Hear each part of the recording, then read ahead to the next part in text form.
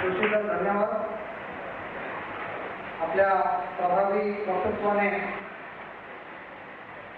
आपण जे विचार केलेले आहेत त्यामध्ये मराठी व्यापारी मित्रमंडळ मागे राहणार त्या संबंधात आपले अध्यक्ष अजित पांढरे सांगतील. आपल्या अध्यक्षांना एक फोन आलेला असल्यामुळे ते घ्यायला गेलेले आहे 2 मिनिटांपैकी.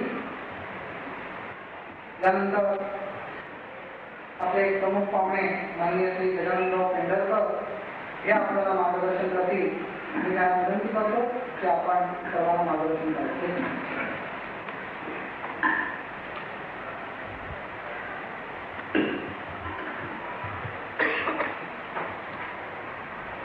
मराठी व्यापारी मित्रमंडळाचे अध्यक्ष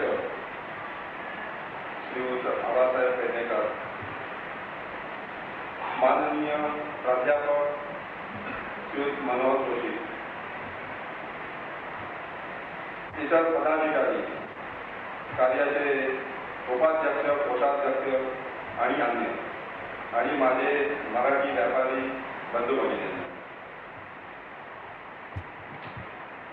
आज मला इकडे प्रमुख पाहुणा म्हणून बोलवलेला आहे. ते का बोलवलेलं आहे मला आता समजेनाचं झालेलं आहे. कारण प्राध्यापक मनोहर जोशींनी एवढं भाष्य केल्यानंतर मला वाटतं मला बोलण्यासारखं आता काहीच शिल्लक राहिलेलं नाही. पण एक गोष्ट मात्र मला आजच्या या समारंभामध्ये खूप आनंद झाला. तो म्हणजे माझे परममित्र श्रीयुत खारपुळे मला माझ्या 30 वर्षापूर्वी माझ्या लग्नाची आठवण आली. आणि माझ्या लग्नाच्या वेळेस मला लग्नाची अंगठी म्हणून जी मला काढायची होती ती या खारपुळेच्या हरिदेव गोखले यांच्या दुकानात मी करत असताना मी सहज माझं मेजरमेंट द्यायला गेलो आणि त्यांच्या दुकानाचा व्याप वगैरे बघितल्यानंतर माझ्या मनात एक संवेदना आली की आपणही कधी एवढे श्रीमंत होऊ शकू का आयुष्यात. ह्या एकंदर माझ्या विचारामुळे मला त्यावेळी असं वाटतं की आपल्याला एक कडावी शक्य आहे. आज मला आवर्जून आबासाहेब पेडणेकरांनी बोलवलं. मला म्हणाले की तुम्ही एकंदर तुमचा व्यवसाय कसा केला, तुम्ही मोठे कसे झाला हे तुम्ही आपल्या मराठी व्यापारी मित्रमंडळींना सांगा. आज मी इकडे आलो आहे. माझ्याकडे तसं सांगण्यासारखं फारसं काही नाहीये. पण एक गोष्ट मला प्रकर्षाने जाणवते. ही प्रकर्षाने जाणवणारी गोष्ट अशी की आपल्याकडे एक सर्वसाधारण समज आहे की माझ्याकडे पैसा नाही म्हणून मी धंदा करू शकत नाही. माझ्यामध्ये पैसा नाही हे काही खरं कारण असू नये. जर खरा माणसाला जर धंदा करायचा असेल, व्यवसायात पुढे यायचं असेल तर माणसाला स्वतःची कुवत ओळखता आली पाहिजे. त्याच्याकडे जिद्द असावी लागते, त्याच्याकडे मनोबल असावं लागतं, त्याची महत्वाकांक्षा असावी लागते, जबर इच्छा असावी लागते आणि आपले स्वच्छ विचार त्याचे असावे लागतात की आपल्याला नक्की आयुष्यात काय करायचं आहे. ह्या सर्व गोष्टींबरोबर जर माणसाकडे जर ज्ञान असेल तर तो खरोखरच आता प्राध्यापक मनोहर जोशी म्हणाले त्याप्रमाणे गरुड झेप घेऊ शकेल. पण परिस्थिती आपल्याकडे नेमकी उलटी होते. आपल्याकडच्या सर्व माता पित्यांनी किंवा आपल्या मराठी लोकांची जर एकंदर भावना जर बघितली तुम्ही तर थोडंसं वैषम्य वाटतं. त्यांची एवढीच अपेक्षा असते की माझ्या मुलांनी शिकावं, BA व्हावं, MA व्हावं, चार्टर्ड अकाउंटंट व्हावं, डॉक्टर व्हावं, इंजिनियर व्हावं. सगळं व्हावं त्यांना असं वाटतं. बरं पुढे काय तुम्हाला व्हावं असं वाटतं, त्याच्या पुढे काय आणि कुठेतरी नोकरी करा. फक्त नोकरी करण्यासाठी तुम्हाला तुमच्या आयुष्यातली 25 वर्ष तुम्हाला आई वडिलांनी शिकवावं का त्या ज्ञानाचा उपयोग स्वतः करून घेण्याची पात्रता तुमच्या अंगी यावी. आणि ती पात्रता आपल्या अंगी येत असल्या कारणाने आपण दुसऱ्याच्या चाकरी करत असतो आणि आपलं ज्ञान त्याला विकत असतो. हे ज्ञान आपल्याला का विकावं लागतं? कारण स्वतःच्या पायावर स्वतःच्या ज्ञानाने उभं राहण्याची आपली ताकद नसते.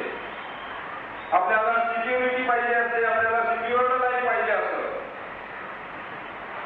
एकेकाळचा मराठी माणूस मरणालाही न घेणारा अशी ज्याची ख्याती आहे, तो माणूस पोटाची खळगी मारण्यासाठी मात्र भीतो आणि कुठच्याही प्रकारे रिस्क घेऊ इच्छित नाही, कुठच्याही प्रकारे आपलं चिकाटी दाखवू शकत नाही. महत्वाकांक्षा त्याच्याकडे नाही. त्याच्याकडे महत्वाकांक्षा एवढीच की बस शिकायचं, खूप शिकायचं, मोठं व्हायचं. बरं पुढे काय मोठं होऊन म्हणजे शिकायचं म्हणजे काय करायचं, कशाकरता शिकायचं, तर कुठेतरी नोकरी करायची. प्रश्न असा येतो 25 वर्ष तू शिकून जर तुला फक्त नोकरीच जर करायची असेल तर काय त्या शिक्षणाचा उपयोग आहे. या बाबतीत मी तुम्हाला एक उदाहरण देऊ इच्छितो.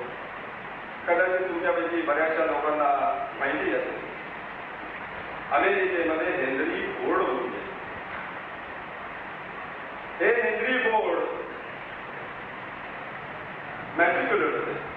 काही फारसे मोठे ऑटोमोबाईल इंजिनियर होते, कारण खूप शिकले होते अशातला भाग. आज ज्यांच्या गाड्या सर्वत्र जगभर पसरल्या आहेत आणि जगभर ज्या गाड्या शिकतात, ते हेनरी फोर्ड एक दिवस असे संध्याकाळचे फिरायला जात असताना त्यांचे 3-4 मित्रमंडळी म्हणण्यापेक्षा त्यांना ओळखणारे असे 3-4 जण जात होते पाठीमागून.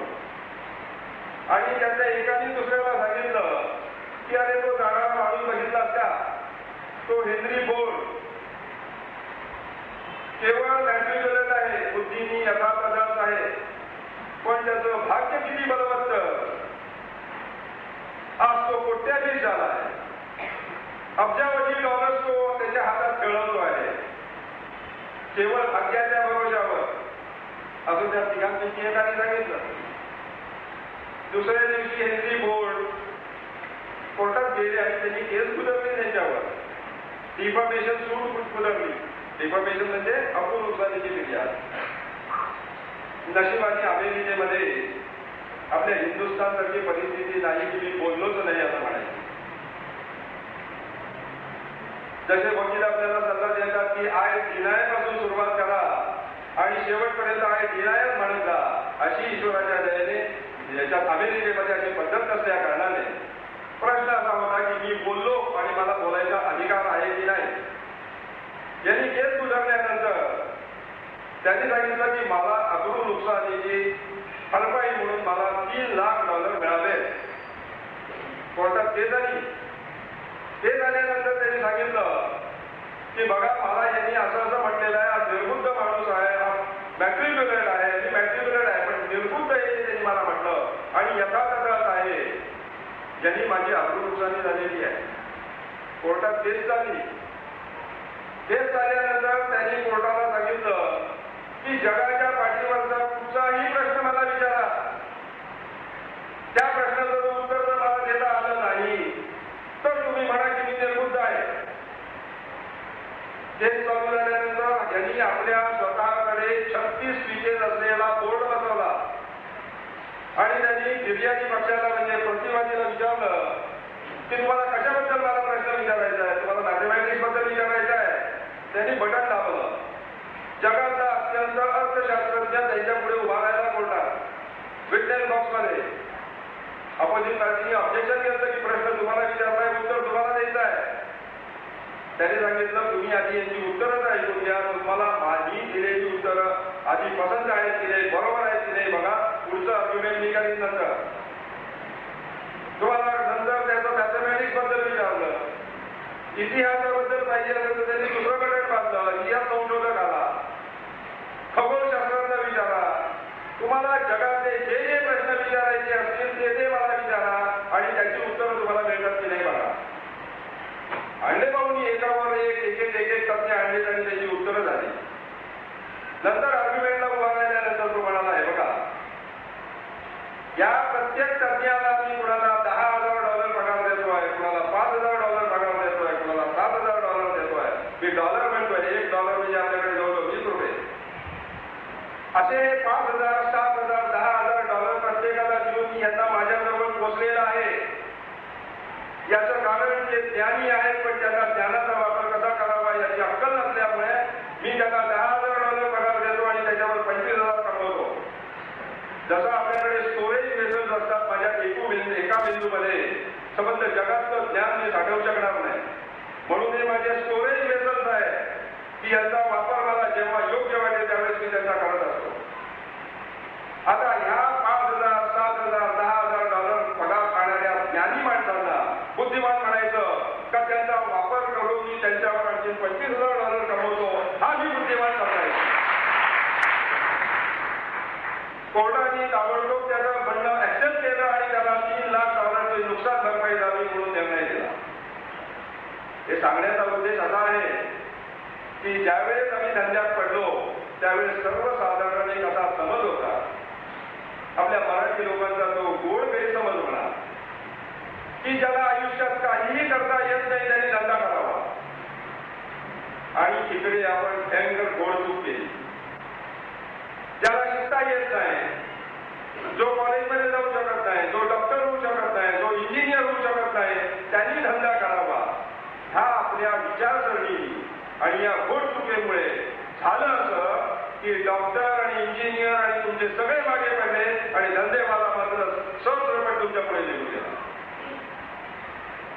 आज 35 वर्षापूर्वी बेचिराग झालेलं जपान आणि जर्मनी जर माणसाने जर आठवलं तर त्याच्या पुढे लक्षात येईल की 35 वर्षापूर्वी बेचिराग झालेलं जपान आणि जर्मनी आज इतकं प्रबळ झालेलं आहे की आज त्यांचा येण सगळ्या जगाला भारी झालेला आहे.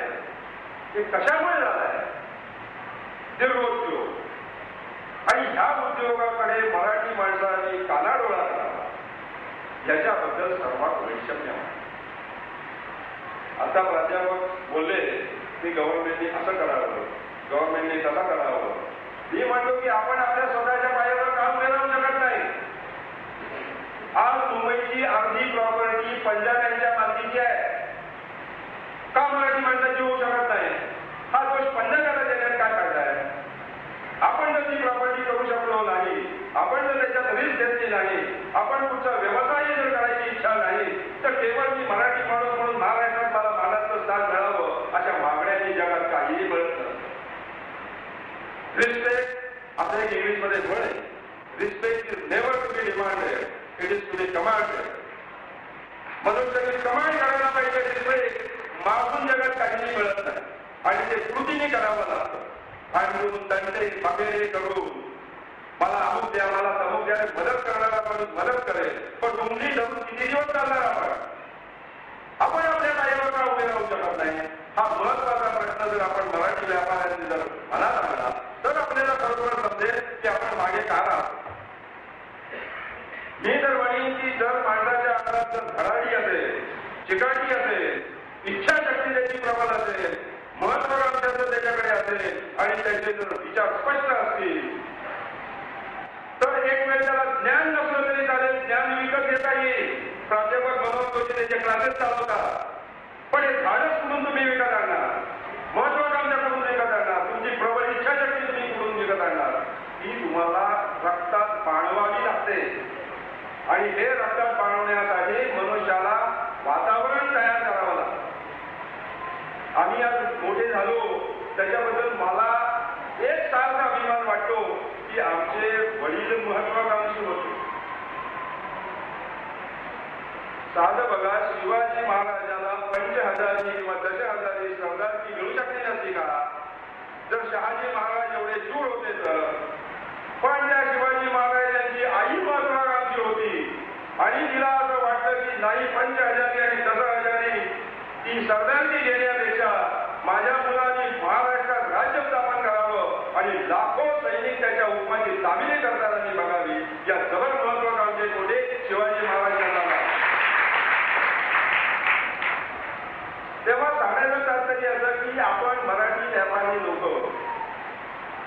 हे जे आम्हाला मराठी व्यापारी मंडळ कार्य करतायत त्यांच्या परीने करतायत. हिंदुस्थानामध्ये 5 कोटी मराठी लोक आहेत. या 5 कोटी मराठी लोकांमध्ये 1600 सभासद आहेत.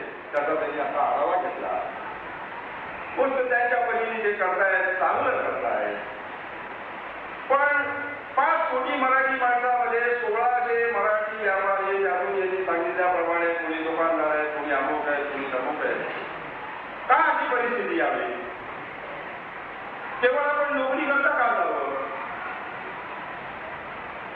बरं मगाशी मी आता घारपुड्यांबद्दल बोललो. घारपुडे म्हणाले बरोबर आहे, अगदी अक्षरशः खरं आहे की मी ज्यावेळेस 57 साली B.Pharm झालो त्यावेळेस ग्लॅक्सो लॅबोरेटरीमध्ये किंवा पार्क डेव्हिसमध्ये किंवा अन्य कुठच्याही मोठ्या कंपनीमध्ये B.Pharm झाल्यानंतर मला 750 रुपयाची नोकरी ताबडतोब मिळत होती. 750 म्हणजे आताचे 7,500 पगार.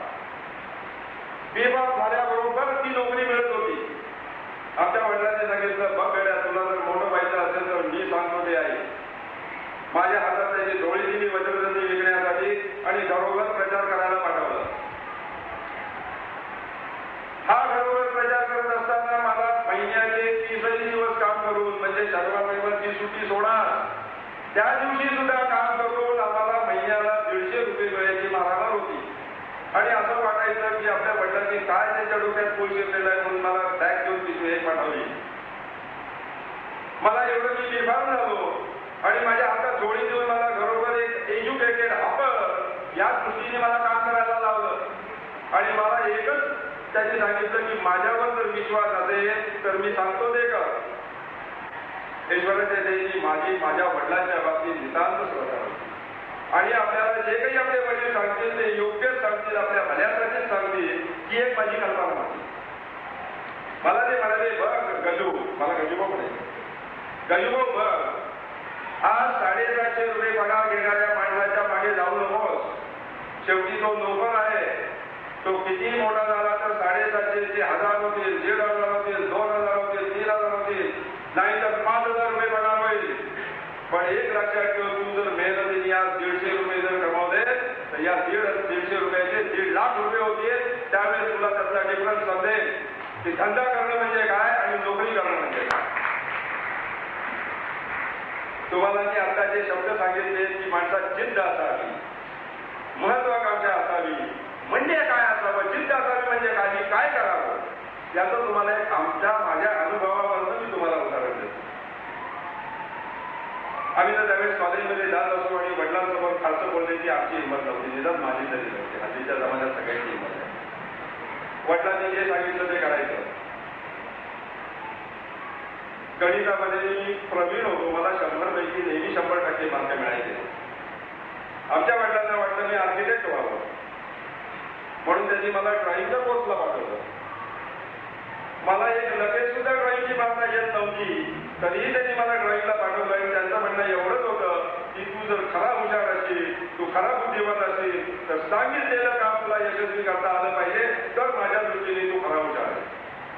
तुला आवडेल तेवढ्याच गोष्टी फक्त तुला करत राहिला तर माझ्या दृष्टीने लोक तुला भले हुशार नव्हते, माझ्या दृष्टीने मी तुला हुशार म्हणणार नाही.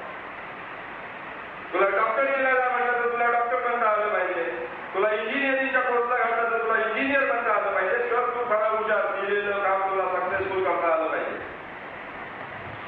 त्याच्यानंतर मग आम्ही 1950-52 साली आम्ही वज्रदंती पावडर काढली. आमचे वडील काही फारसे शिकलेले नव्हते. आयुर्वेदिक टूथपेस्ट आम्हाला बनवायची होती की जगात कोणीही बनवत नव्हतं. टूथपेस्ट बनवताना आम्ही खूप नुकसान केलं, खस्ता घालल्या. आमचे आजपर्यंत मंडळी म्हणायला लागले की तुमची बुद्धी भ्रष्ट झालेली दिसते. एका बाजूला तुम्ही कमवता आणि दुसऱ्या बाजूला तुम्ही गमवता. हे असं किती दिवस चालणार? 1 वर्ष नव्हे, 2 वर्ष नव्हे, 3 वर्ष नव्हे, 7 वर्ष कंटिन्युअस आम्ही टूथपेस्ट मध्ये नुकसानी करत आलो. आणि 7 वर्षानंतर आमची जी टूथपेस्ट फोफावली ती आज अमेरिकेसारख्या मार्केटमध्ये मला आनंद वाटतो सांगायला की मी अमेरिकेमध्ये सुद्धा आपल्या इंडियन किंवा एशियन लोकांकडे कधीही प्रचार करत नाही. माझा 100% वर्ग अमेरिका. भले आपल्या हिंदुस्थानातल्या लोकांना लेट समजू दे, पण जी कोलगेट कंपनी आपल्या हिंदुस्थानामध्ये येऊन आपल्या हिंदुस्थानामध्ये धंदा करते त्या अमेरिकेच्या कंपनीमध्ये अमेरिकेमध्ये जाऊन माझी वजनदारी कंपनी याच्यामध्ये मला सार्थ अभिमान वाटतो आणि तो प्रत्येक मराठी माणसाला वाटावा म्हणजे नुसतं मला यांनी मदत करावी, मला त्यांनी मदत करावी. का मदत करावी बाबा तुला? तू काय लफडा आहेस? तू लोळा आहेस? तू निर्बुद्ध आहेस? काय तुझ्यात कमी आहे म्हणून तुला लोकांनी मदत करावी? आज तुम्ही गिरगावात बघा, किती शर्मेची गोष्ट आहे. गिरगावामध्ये राहणारे कितीतरी ब्लॉक आज 2 लाख रुपये घेऊन 3 लाख रुपये घेऊन त्यांनी ते सिंध्याला मारवाड्याला दुर्गाला विकले आणि स्वतः घाटकोपराने डोंबिवलीला राहते.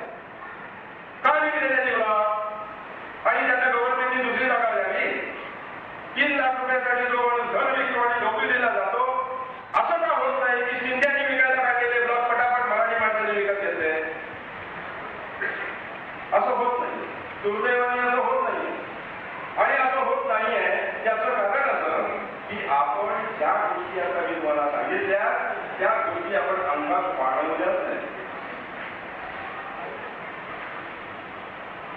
आपल्याकडे आता एवढा जनसमुदाय आहे, हजारो लोक असतील. खरोखर तुम्हाला जर विचारलं की तुमच्या काय अपेक्षा आहे, तुमच्या काय महत्वाकांक्षा आहेत, कुणालाही आपली महत्वाकांक्षा काय आहे ती सांगता येणार नाही, कारण त्याचे विचारच मुळी स्पष्ट नाही.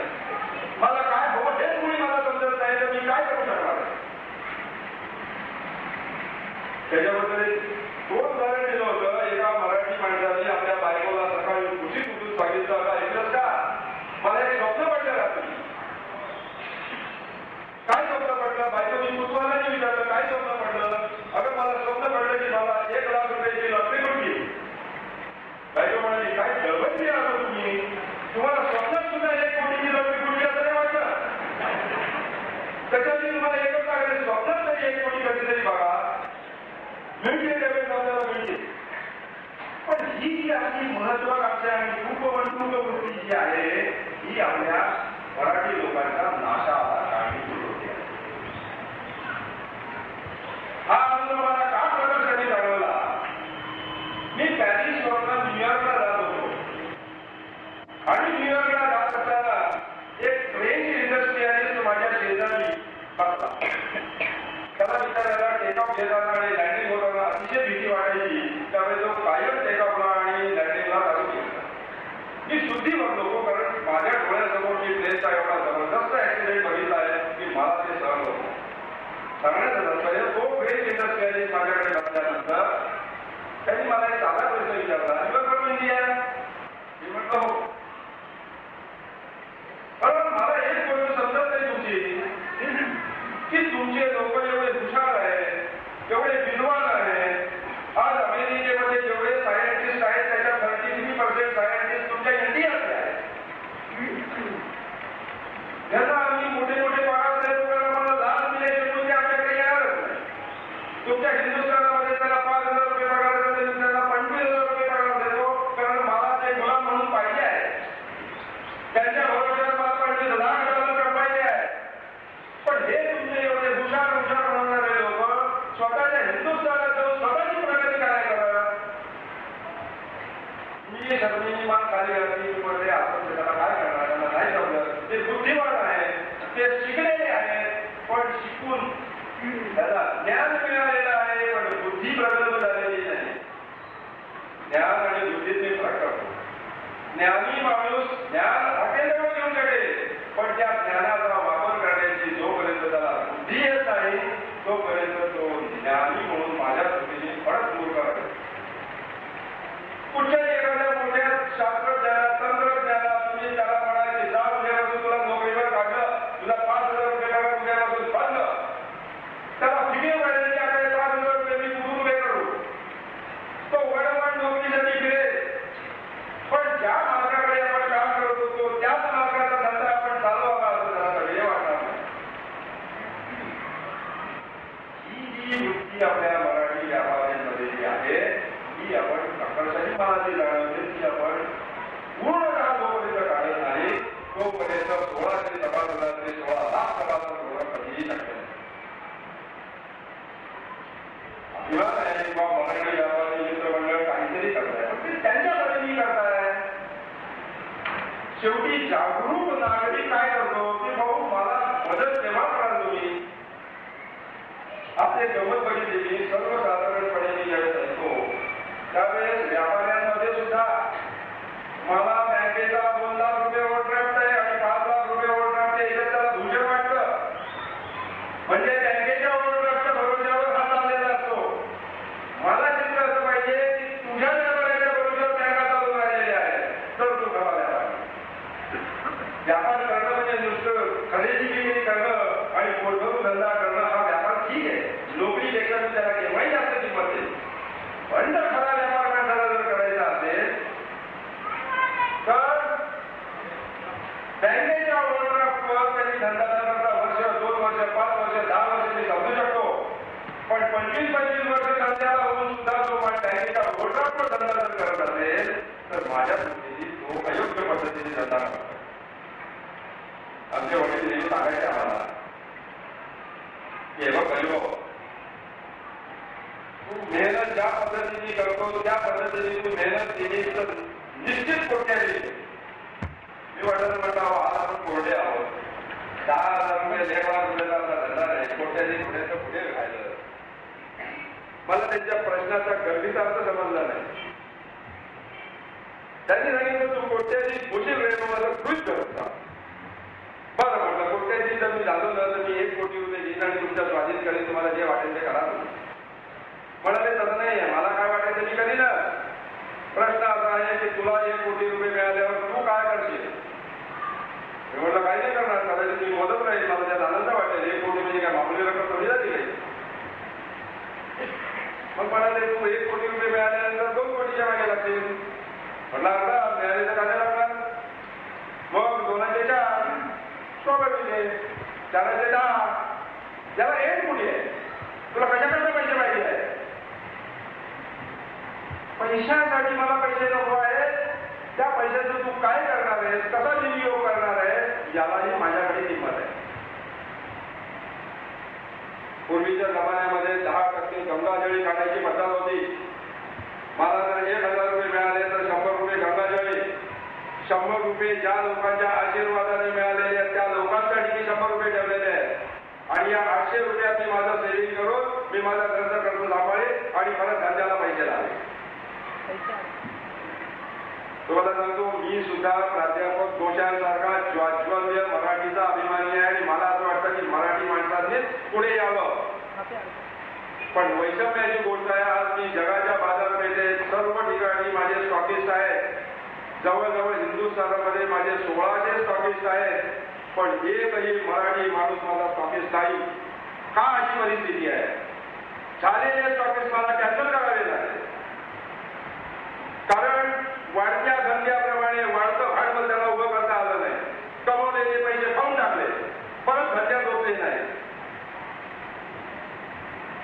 त्यामुळे काय होतं की तुम्ही 10 वर्ष धंदा करा 25 वर्ष धंदा करा 50 वर्ष धंदा करा धंदा करून उपयोग काय तुम्ही तो वाढवायला पाहिजे जो स्टॅग्नंट राहिला धंद्यामध्ये तो खाला धंदा हा कायम वाढत राहिला पाहिजे दुसरी गोष्ट प्रकर्षाने मला जाणवते ती आता जाऊ दे मी मराठीबद्दल नाही बोलत पण एकंदर हिंदुस्थानामध्ये जर तुम्ही बघाल तर आता हे हरिकेशव गोखले यांचे एखादं एक्सेप्शनल जर सोडलं तर 100 वर्ष आणि 200 वर्ष टिकणारे असे कुठे झाले आहे हे मी काय म्हणतो की कोलगेट कंपनीसारखी जर कंपनी 200 वर्ष अविरत वाढत जाऊ शकते आणि जगाच्या पाठीवर त्यांच्या 85 फॅक्टरीज राहू शकतात तर हिंदुस्थानातला एक सुद्धा हरिताला का निर्माण होऊ शकत याचं कारण आपली महत्वाकांक्षा नाही आपली जिद्द नाही आपली चिकाटी नाही आपले विचार स्पष्ट नाही आपल्याला काय पाहिजे ते नक्की आपल्याला समजत नाही आणि त्यामुळे आपण त्या गोंधळात जपान पुढे जातो जर्मनी पुढे जातो जग पुढे जातो हिंदुस्थानातली परिस्थिती बघाल तर आपण अत्यंत मागासलेले लोक आहोत महाराष्ट्रातले पंजाबी माणूस पंजाबमध्ये येऊन हिंदुस्थानात मुंबईला सेटल होऊ शकतो आणि मुंबईची अर्धी प्रॉपर्टी विकत घेऊ शकतो पण मराठी माणूस पंजाबमध्ये जाऊन प्रॉपर्टी केलेली फारशी दिसत नाही तामिळ माणूस मराठी याच्यात येऊन यांनी आता उडीपीचं उदाहरण दिलं उडीप्यांनी हॉटेल टाकली आणि लाखो रुपये जमा केले मराठी माणसाला कोणी बंदी केली होती हॉटेल टाकू नको म्हणून त्याला कोणी डोसा करू नको म्हणून बंदी घेतली होती का नाही टाकलं त्यांनी त्याचं हॉटेल का नाही त्यांनी लोकांना आवडतील ते डोसे निर्माण केले का नाही विक्री त्याची उडी बँकी केली आणि लाखो रुपये हॉटेलच्या व्यवसायावर कमवले त्याची आपल्याला कोणी बंदी केली होती का आपल्याला कोणी धंदा करू नको म्हटलं होतं का जेवढ्या गोष्टी त्याला उपलब्ध होत्या त्या गोष्टी आपल्याला उपलब्ध नव्हत्या का म्हणजे या सर्व गोष्टी आपल्याला उपलब्ध असताना सुद्धा जर आपण काही जर केलं नाही तर दुसऱ्याला दोष देण्यात काय अर्थ आहे आणि मराठी माणसांनी यांनी सांगितलं मराठी माणूस मुंबईमध्ये दपकत चालतो त्यांनी दपकत चालायचं नाही तर ताट मानेने चालण्यासारखं त्यांनी काय कृती केलेली आहे मारामारी करणं म्हणजे काही कृती नव्हे कर्तृत्व दाखवणं म्हणजे कृती आहे हे जर त्यांनी महाराष्ट्रीयन माणसांनी जर कर्तृत्व दाखवलं आणि लाखो रुपये जर जमा केले तर शरद पवार सारखी 56 गव्हर्नमेंट त्याला जाऊन मुद्रा करते commanded, it is never to be demanded. मागितल्याने कधी म्हणत नाही. मुलगा सुद्धा बापाला बाप म्हणत नाही जोपर्यंत बाप आपला चमत्कार दाखवत नाही. आदर्श वाटावा जर खरोखर आपण नको का वागायला? कोणी कुणाला काय म्हणून मान द्यावा? मान देण्यासारखी जर माणसाची कर्तव्यकारी जर असेल, त्याची महत्वाकांक्षा असेल, तो जर दुसऱ्याला सहाय्यभूत होणारा असेल, तर त्याला लोक आपण मान देतात. मागून काय होणार आहे? मागून कोण देणार आहे? आपण आता उठू, संध्याकाळी सभा होईल, सगळेजण आपापल्या घरी जातील, उद्यापासून परत महाराष्ट्रीय माणसाची येणे माझ्या मागे. अशी जर परिस्थिती खरोखर जर आपल्याला नको असेल तर एक वेळ ज्ञान नसलं तर चालेल, पण व्यापारात या ज्या 4-5 गोष्टी मी सांगितल्या या असणं अत्यंत जरुरी आहे. धडाडी काही बाजारात विकत मिळणार नाही, धैर्य बाजारात विकत मिळणार नाही, महत्वाकांक्षा बाजारात विकत मिळणार नाही. ज्याची त्याला जोपासायला पाहिजे आणि आपल्या मुलाबाळात उतरवायला पाहिजे. आणि याच्याबरोबर जर ज्ञान असेल तर ते मेरुमणीसारखं शोभेल. मला एकाने प्रश्न विचारला, कल्चर म्हणजे काय हो? तुम्ही सुसंस्कृत म्हणता, आम्ही खूप सुसंस्कृत आहोत. कल्चर म्हणजे काय? तर म्हटलं कल्चरचा अर्थ सोपा आहे माझ्या दृष्टीने. अहो, त्याचं जे स्पेलिंग आहे ना, त्या स्पेलिंग मध्ये त्याचा संपूर्ण अर्थ दिलेला आहे. कल्चर म्हणजे काय ते काय करतो आपण स्पेलिंगचे? हे CULTURE. Every word is important. पहिला CULC stands for character, U stands for uprightness, L stands for love for ourselves and love for the society, T stands for tolerance, U stands for unity, R stands for respect for ourselves and respect for others. आणि या 6 गोष्टी जर असतील तर finally E stands for education. नाहीतर तुम्ही फक्त educated व्हाल पण कल्चरचा नाव निर्देश तुमच्यात नसेल. आज दिल्लीला महाराष्ट्रामध्ये काय बोलण्यात आहे? माझी जर मुलगी कोणाला द्यायची असेल तर तो काय शिकलाय? तो डॉक्टर आहे, इंजिनियर आहे. ताबडतोब त्याच्याकडे गुड शिजवतील आणि त्याला देतील. पण माझ्या वेळेला मला अनुभव आहे, आमचे मेवणे 50,000 रुपये महिना कमवत होते, तरी पण त्याला म्हणायचे हॉटेलवाल्याची मुलगी. अरे त्याची काही शाश्वती नाही हो धंद्याची. म्हणजे आपल्या मराठी माणसाला 2,000 रुपये पगार मिळवणारा माणूस मोठा वाटला, पण 50,000 रुपये कमवणाऱ्या माणसाबद्दल त्याला थांब करता नव्हता. म्हणूनच आपण म्हणतो उथळ पाण्याला सरकार संत समुद्राची बोली जगात कोणालाही मोसा आलेली नाही. आणि खरा व्यापारी जो तो संत प्रवाहासारखा वाहत असतो, ज्याची बोली कधीही कुणाला समजू शकतात आणि ती बोली वाटेल तेवढी त्याच्या जहाज तो लपेटून घेऊ शकतो. मला वाटतं अध्यक्ष महाराज संपवतो. आपण सगळ्यांनी मला आवर्जून या इकडे बोलवलं. आबासाहेबांनी आवर्जून सांगितलं की माझे अनुभव सांगावे. की मला माझे जे काही प्रोडक्ट अनुभव होते ते तुम्हाला मी सांगितले. आणि माझी तुम्हाला एवढीच विनंती आहे की व्यापारी माणसांनी नुसत्या ज्ञानाच्या पाठीमागे न जाता ज्ञानाबरोबर धडाडी पण दाखवावी. गव्हर्नमेंटमध्ये म्हणतात की आम्ही रिझर्वेशन सीटच्या करतो 100%. माझ्यासारखा माणूस असेल आणि तुम्ही काय रिझर्वेशन करता, मीच तुमच्याकडे नोकरी कधी करणार नाही. काय आपलं मरीन कधी नोकरीचा अर्थ तुमच्याकडे करणार नाही, अशी प्रतिज्ञा महाराष्ट्रीय माणसाने करायला पाहिजे. मी माझ्या पायावर उभा आहे, त्यानंतर मला मेल्याबद्दल दुःख नाही. कशा प्रकारच्या नोकरीसाठी तुम्ही मांडला? तुम्हाला नोकरी ज्यांना द्यायची आहे ना, खुशाल द्या. एक सुद्धा मराठी माणूस सरकारमध्ये नोकरी नाही करत. तुम्हाला नोकरी द्यायची तर द्या आणि चालवा नोकरी. आपला प्रत्येक मराठी माणूस धंदा करेल आणि स्वतःच्या पायावर उभा राहील आणि जगभर आपला फायदा करेल. पैसे कमवायला जग पोच पडलेला आहे का? जग मोकळा आहे. कशा करता मला महाराष्ट्रामध्ये मराठी गव्हर्नमेंटची नोकरी पाहिजे 1,000 रुपयाची, 1,500 रुपयाची आणि त्याच्यासाठी मारामाऱ्या खून. याचं कारण असं की आपल्याला स्वतःला काही करता येत नाही म्हणून आपण मारामाऱ्या करतो. ज्या क्षणाला तुम्हाला स्वतःला करता येईल त्यावेळेस तुम्ही म्हणाल की नोकरीवर मीच गिलांजली सोडली, मला नकोच सरकारची नोकरी, मला कुणाचीच नोकरी नको, मी स्वतः माझा धंदा करेन आणि पुढे. आज हे मी नवीन व्यापारी उद्योजकांना काय सांगतो आहे की त्यांनी त्यांच्या मुलाबाळांना हेरपार करू द्यावं, मोठ्यांनी आपल्या मुलांना हेरपार करू द्यावं की शक्यतो नोकरीवर जाऊ नकोस. पाय आपलं मेला तरी झाले पण नोकरी करू नकोस. जसं मांजर कसं असतं, गुजराती मारवाडी कशी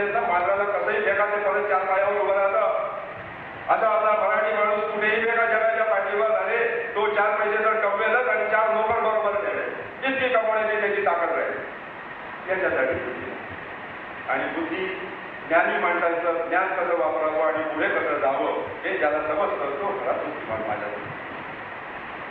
बाबासाहेब, तुम्ही मला बोलवलं त्याच्याबद्दल तुम्हाला अनेक धन्यवाद द्यायचं. मला खरा आनंद झाला. ते प्राध्यापक मनोहर जोशींच्या शेजारी बसण्याची माझी आपली इच्छा होती ती आज पूर्ण झाली. त्याच्याबद्दल मी त्यांनाही प्रसन्न होतो आणि बाकीच्या पदाधिकाऱ्यांना आणि तुम्ही शांतचित्ताने ऐकून घेतलं त्याच्याबद्दल मी आपल्या सर्वांच्या आभारी राहून